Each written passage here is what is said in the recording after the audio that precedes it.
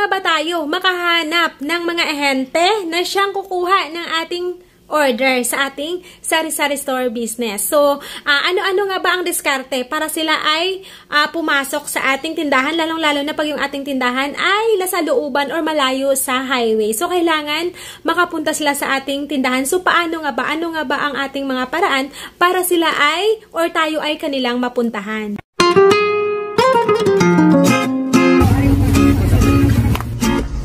Hello everyone! It's me again, Ma'am Romela Official. Okay, into this vlog, isa na namang katanungan na kadalasan dumadaan sa ating comment section. So, yung katanungan na kung paano raw ba makahanap ng ahente, lalong-lalo na yung ating mga kasari dyan na nasa looban or malayo sa highway yung kanilang pwesto. So, paano nga ba sila daw mapuntahan ng mga ahente na siyang kukuha ng kanilang order at maka-direct supply sa kanila? Kasi alam nyo naman na pag kumuha tayo sa mga direct supplier, so, syempre, makakamura tayo ng presyo. At kapag mura yung kuha natin, pwede rin na mura din yung bigay natin sa ating mga customer. At dahil dyan, kaya nating makipag-compete pagdating sa presyo sa ibang mga tindahan or sa ating mga kakompetensya. Alam nyo po, madali lang po naman makahanap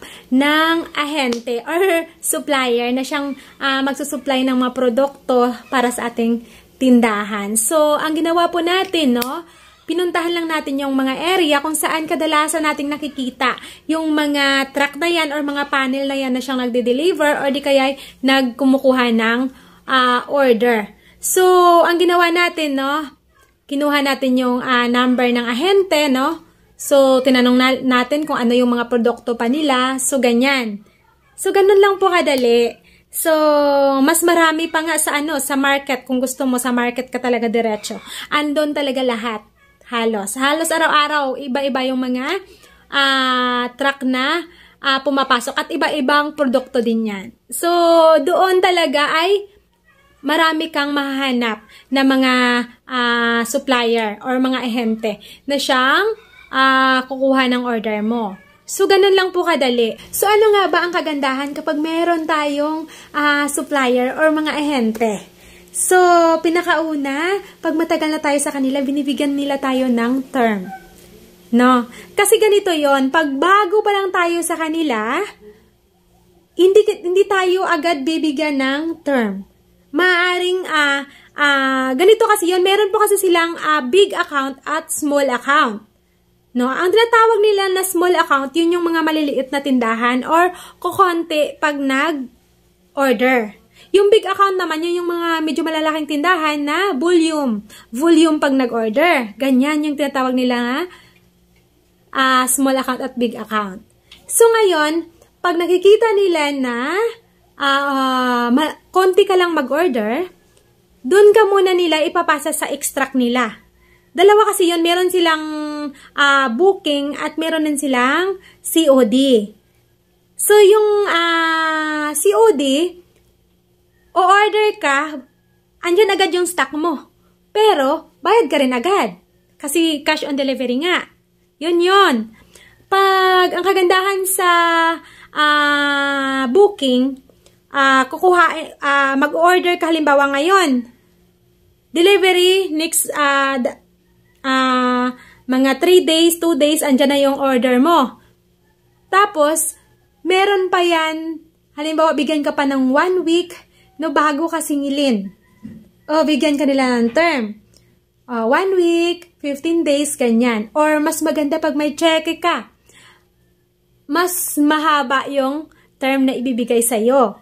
Ganyan yan.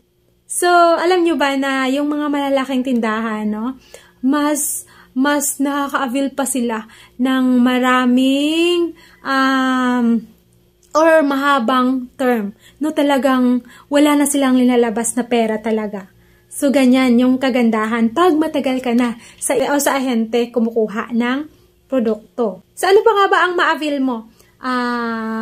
Bigyan kanila ng mga promo. Halimbawa, pag volume ka mag-order, halimbawa 10 case, 10 plus 1. Oh, imagine, no?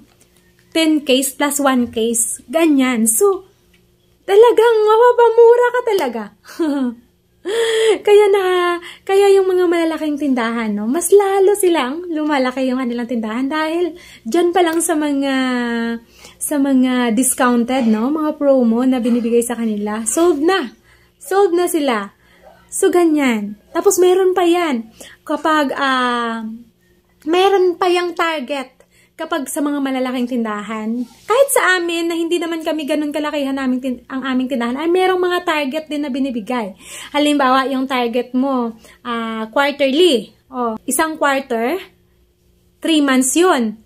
Halimbawa, kailangan makuha mo yung 1 million or halimbawa, 500,000 na maano mo sa kanila ma-order.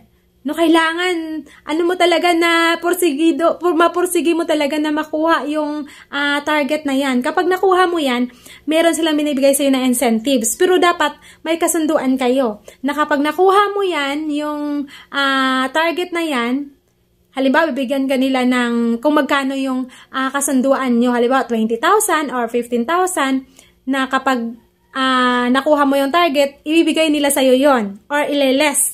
Less nila yon sa bayarin mo sa katapusan ng quarter. Ganyan. So, di ba? Lalong, yung ating mga malalaking tindahan pala, lalong lumalaki. Dahil din sa tulong ng mga ganyang, may mga ganyan silang, rin pala, no, diskarte.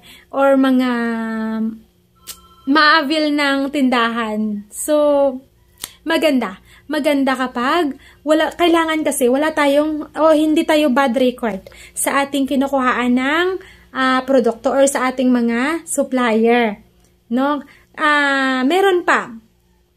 Ang pangit naman dito, halimbawa, meron kang ahente. Tapos, ang ahente mo weekly pumupunta sa'yo. No, halimbawa, weekly pumupunta sa'yo. Tapos, hindi ka nagbubook. Halimbawa, weekly siya kumukuha ng order. Tapos, ang ginawa mo, dahil may stocks ka pa, hindi ka ngayon nag-order. Hindi ka kumuha ng order sa kanila. So, ang mangyayari, halimbawa, 2 beses siya pumunta, 3 beses, hindi ka pa rin nag-order dahil andyan pa rin ang stocks mo, hindi pa nabenta. Or mababad record ka. Maaring hindi ka na nila o hindi na sila magbubuk sa'yo or kukuha ng order mo. Ganyan ang nangyari sa amin nung nag-start kami, no? Kasi, yun nga, naghanap tayo ng mag-book sa atin. So, hindi nyo naman pinaliwanag yung mga policy na kapag pala, hindi ka sunod-sunod na makabook or may mga lapses yung pagpunta nila dyan, hindi ka nakabook, 1, 2, or 3. Kasi ako ganito ako mag-order. Nung una, hindi ko naman alam na may mga policy na ganyan. Nag-order ako, pang 1 buwan yung in-order ko. So, siya naman, ang ahente naman, weekly na andyan. So, hindi ko naman alam na kapag hindi pala ako naka-order, nung pumunta siya, 1, 2 punta niya, pag hindi pala ako maka-order, hindi na ako makakabook. Kaya nung huli, nagkasagutan kami kasi nga, nakita ko siya na nag-book doon sa tindahan malapit sa amin. So ngayon, pinuntahan ko siya. Sabi ko sa kanya, bakit hindi ka na kumukuha ng order ko? Sabi niya, ma'am, ano na daw ako, yung parang nawala na raw yung account ko dahil hindi na raw ako umu-order. So, yun, nagkasagutan kasi kami dahil sabi ko sa kanya, hindi mo naman sinabi sa akin yung policy nyo. So, sana nag-order na lang ako ng sakto lang pang 1 linggo. Ganyan. So, nung huli, no, tumawag ako sa kanilang office. No, kasi meron silang sa resibo, nandiyan naman yung number or telephone number ng office nila. So, tumawag ngayon ako doon. So, yun nga, umabot kami nagsumbong ako doon. Sabi ko, ba't hindi, kasi anong reason ko naman, hindi ko alam yung policy nila. So, yun. Kaya dapat pala, pag nag-order tayo sa mga ahente, lalo na yung ahente na weekly na andyan, kailangan yung ating order ay i-estimate na po natin na pang 1 linggo lang din. Para pagbalik niya, makaka-order tayo ulit. Ganon pala dapat. So, sana kahit papaano ay nasagot ko ng maayos yung inyong mga katanungan. Dahil alam nyo naman na hirap tayo sa Tagalog, mga mi. No? Ilonggo po tayo, mga mi. So, medyo hirap po tayo. So, sana kahit papaano ay may natutunan po kayo sa akin. So, nagpapasalamat ako sa palagi ninyong pagsuporta sa akin, mga mi. 7K na tayo. Thank you po. At sa mga hindi pa po pala subscribe sa aking munting channel, please subscribe my channel and hit nyo na rin yung notification bell para updated kayo pag may bago pa akong mga upload. Thank you po!